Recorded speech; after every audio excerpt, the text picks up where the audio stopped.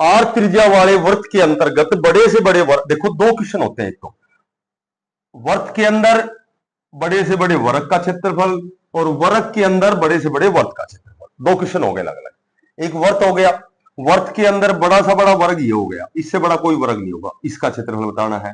इस वर्ग के अंदर बड़े से बड़े वर्ग का क्षेत्रफल ये बताना है। इसकी वर्ग की भुजा यहां ए दे रखी है मान लो, ठीक है, और क्योंकि वर्ग की भुजा सारी बराबर होती है, और जो वर्त है इसकी रेडियस जो आर त्रिज्या है इसकी, तो ये इसकी है, ये त्रिज्या हो गई, सेंटर से किधर भी जाओगे ना ये त्रिज्या ही होती है, ये रेडियस हो गई, तो ये रेडियस ये हो गई, ये भी रेडियस हो गई, ठीक है, ये भी रेडियस हो गई।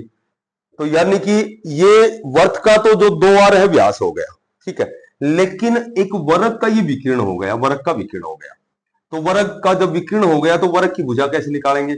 वर्ग वर्ग जो है, वर्ग का विकीर्ण क्या हो गया? वर्ग का विकीर्ण हो गया 2r, ठीक है, ये 2r हो गया।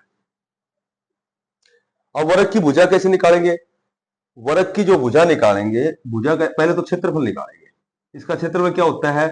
विकीर्ण गुणा विकीर्ण और बटे 2, 2 से 2 कैंसिल, यानी कि क्या आ गया? 2r स्क्वायर इसका क्षेत्रफल आ गया, ठीक है।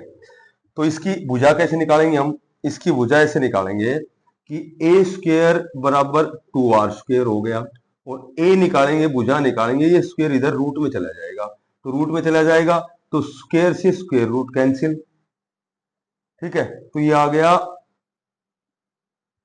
√2r, ये ए आ गई, ये किसकी ए आ गई? ये वर्ग की ए आ गई, ठीक है, वर्ग की भुजा आ गई।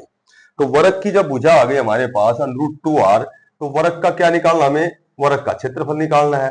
तो वर्ग का क्षेत्रफल वैसे तो यही आ लिया, 2r स्क्वायर आ लिया, यदि भुजा निकालनी तो ये निकाल देंगे। तो अब जो बड़े से बड़े जो वर्ग का क्षेत्रफल आएगा वो 2r स्क्वायर आएगा। अच्छा, अब मैं कहूं कि भाई शेष भाग का क्षेत्रफल बताओ। वर्ग में एक तो वर्ग निहित है, बड़े से बड़ा वर्ग, और वर्ग के शेष भाग का क्षेत्रफल पूछा जाए तो शेष भाग का क्षेत्रफल कैसे निकालेंगे? ये निकालेंगे कि वर्ग का क्षेत्रफल में से वर्ग का क्षेत्रफल यानी कि 2r स्क्वायर घटाएंगे, ठीक है, पाई का मान 22/7, r स्क्वायर पहले कॉमन ले लेते हैं, r स्क्वायर ले लिया कॉमन, पाई -2, ठीक है, r स्क्वायर और पाई 22/7 -2, तो ये आ गया 7 लघुत्तम 22 -14, यानी कि 8/7 r स्क्वायर, ये आ गया शेष भाग का क्षेत्रफल। एक वर्ग के अंदर बड़े से बड़े वर्ग का क्षेत्रफल क्या होता है? 2r स्क्वायर होता है, और जो शेष भाग है जिसमें वर्ग नहीं आया है उसका क्षेत्रफल 8/7 r स्क्वायर होता है।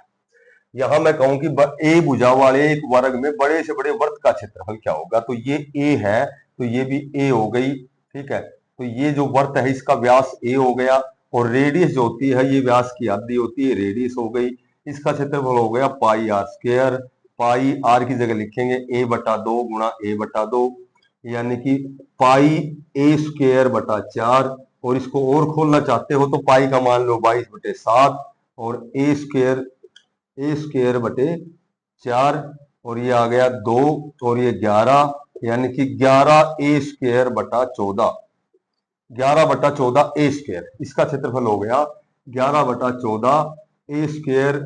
यदि शेष भाग का क्षेत्रफल पूछा जाए, शेष भाग का क्षेत्रफल, तो शेष भाग का जो क्षेत्रफल है ये पूरे वर्ग के क्षेत्रफल में से और केवल वर्ग का क्षेत्रफल घटाएंगे 11/14 ए स्क्वायर, तो ये आ जाएगा 3/14 ए स्क्वायर, ये शेष भाग का इसका क्षेत्रफल आ जाएगा।